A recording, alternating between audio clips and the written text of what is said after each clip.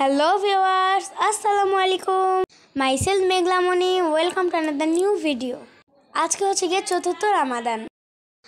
তো এই যে দেখতেই পাচ্ছ আমাকে ডাকছিল, তারপর আমি উঠে ফ্রেশ হয়ে হচ্ছে গিয়ে সেহরিটা খেতে বসলাম।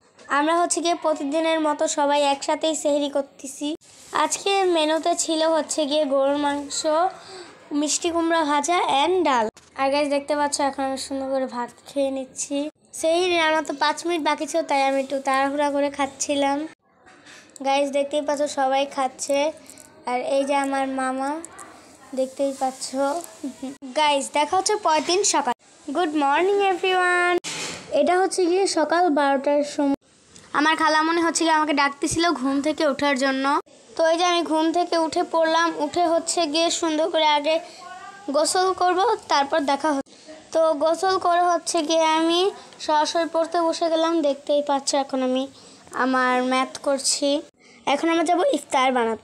প্রতিদিনের মতো এখন আমরা সুন্দর করে আলুগুলোকে ম্যাশ করে নিলাম। এখন হচ্ছে গিয়ে আম্মু দিয়ে দিল পেঁয়াজ, আর এই যে এখন আমার খালামণি সুন্দর করে লবণ আর একটু মরিচ নিয়ে সুন্দর করে এটাকে ডলে নিবে। গাইস দেখতেই পাচ্ছ কত সুন্দর করে এখন আমার খালামণি ডলে নিচ্ছে। এখন দিয়ে দিল ধনিয়া পাতা। এখন খুব সুন্দর করে মিক্স করে নিবে। এখন দিয়ে দিল কিছু মশলা। এখন খুব সুন্দর করে এটাকে মিক্স করে নিবে। দেখতেই পাচ্ছ কত সুন্দর করে মিক্স করে এরপর হচ্ছে গিয়ে সুন্দর করে আলুর চপ বানিয়ে নিচ্ছে। তো যে দেখতেই পাচ্ছ আলুর চপ বানিয়ে নিচ্ছে। এখন হচ্ছে গিয়ে বেসন গোলা। তো গাইস দেখো সুন্দর করে বেসন গোলানো শেষ হয়ে গেছে। এখনও সুন্দর করে ডিমের খোসাগুলোকে ছাড়িয়ে নিবে।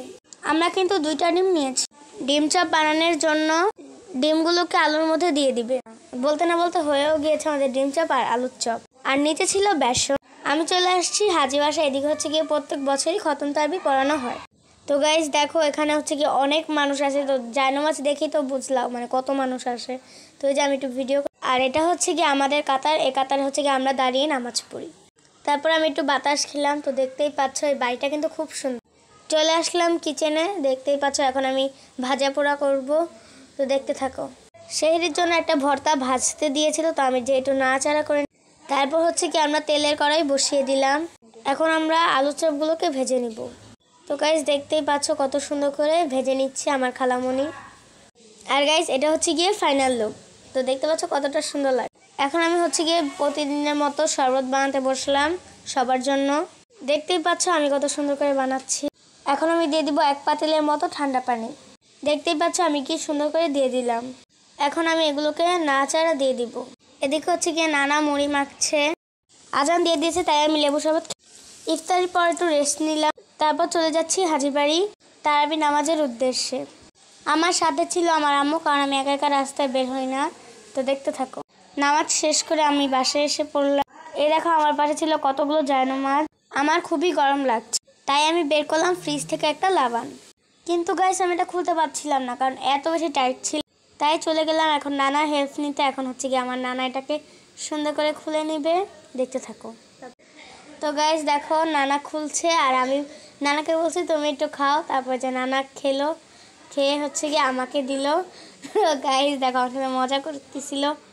আর গাইস লাবানটা কিন্তু খুবই মজার, একদম বেস্ট। আমার খুবই ভালো লাগছে।